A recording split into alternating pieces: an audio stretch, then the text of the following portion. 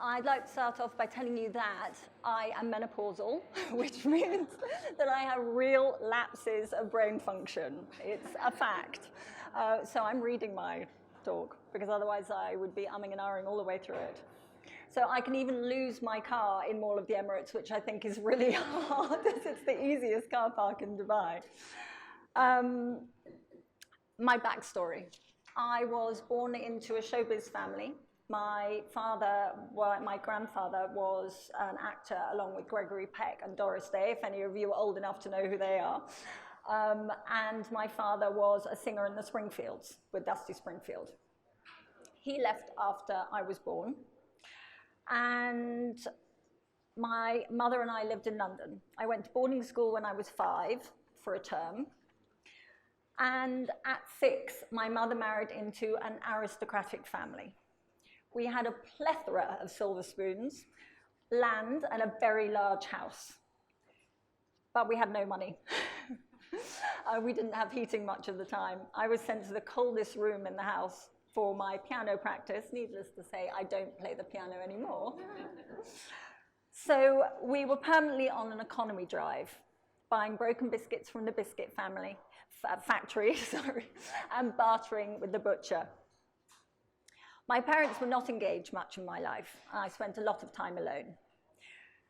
I left school at 16, no career motivation, just to travel, get married, and have children. I was desperate to leave home. I did a cordon bleu cooking course. I did a pattern-cutting dressmaking course. I spent a year in Florida as an au pair, and a year in Perth, Australia, working in a bar. I probably shouldn't go into too much detail either of those years. To graduate from the University of Life, I worked in an old people's home, the smelliest job I've ever had. And I was a shop owner, a designer, a traditional upholsterer, a cook, a curtain maker, a nail technician, a shop manager, and a portrait artist. Thank you very much. So, at 27, I fell in love with David. We were engaged after 3 months. For most of our married life, I should add that we are still in love and we're still married. For most of our married life, we were in the army. I was given his military number, 517289, as my identity. Most of the time, I did as I was told. We went through 5 IVF attempts, 2 of which were successful, 1 in Delhi and 1 in Ottawa.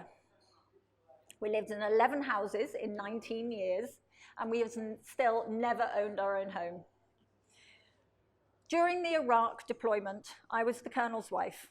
I took a job at the NAFI Cafe. That's the military shop that is all over the world, wherever the UK military are. I took a job in the NAFI Cafe cooking breakfasts. This allowed me to catch up with wives and to be accessible to them. There's nothing quite like a good moan over fried sausages. In 2009, David became an advisor in the UAE Army. I became a receptionist. In November 2017, Mimi called me from her London job to say her boss was looking for a grey model. This was a turning point. The old me wouldn't have done this. I thought I wasn't good enough. I would have thought that I wasn't good enough, and certainly not to be photographed alone. A solo modeling job was not on my radar. Weirdly, there was never a time I thought I couldn't do it. I felt beautiful, properly beautiful, like you feel on your wedding day. In January 2018, my first modeling job gave me £1,000 in the bank. I bought these shoes.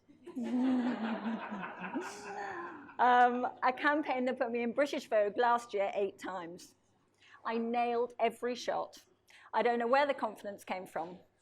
I wore Victoria Beckham, Stella McCartney, Ralph Lauren, and even rocked a naked shot,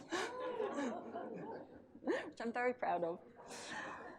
Was this the start of creating or recreating myself? Is this the person who I've always been, my best self? I'm brave now. I'm not feeling very brave right now, right at this moment, but I'm braver than I was. I'm in control. I'm a work in progress to be my best self. So now I'm standing next to my husband instead of behind him. It's my choice, and it took me 54 years. So I finally have my own identity. Thank you. I finally have my own identity. My children are grown. My husband has his own business. I'm proud to have a platform. I'm proud to have a platform in which I can encourage women to be ready and open to every opportunity that comes their way, ready to live life. So enough of the past. I'm often asked about diet, my diet. First comes sleep, optimal 7 to 8 hours. Less means illness, injury, waking up, hungry, craving bad foods, and preserving fat. So 1 in 13,000 people can be their best with 5 to 6 hours. Beauty sleep isn't a misnomer. Evolution says that the healthier you are, the more beautiful you are. Next, nutrition. I'm not a nutritionist. I can't keep up with the rules, and I wouldn't remember them anyway. So this is what works for me. I'm very strict. I like to be trim. I will do anything, within reason, to stay trim. So what works for me? No sugar, Sunday to Thursday, and very few carbs. I never eat breakfast, never have. And I'll have a snack at 12-ish, and then a small evening meal. At the weekend, I'll eat a little of anything that I feel like eating. I've been addicted to that Pepsi for most of my life, and I'm now 2 months clean. Thank you very much. So, but I still crave it every day, and even now, just thinking of that sweet taste and that when you open the can. Anyway, so I'm still working on that, but honestly, I could drink one any time of the day or night. So I ran my first marathon, lasting on to exercise, when I was 53. I ran my first and second ultra marathons this year. My second was a 100-kilometer race in England.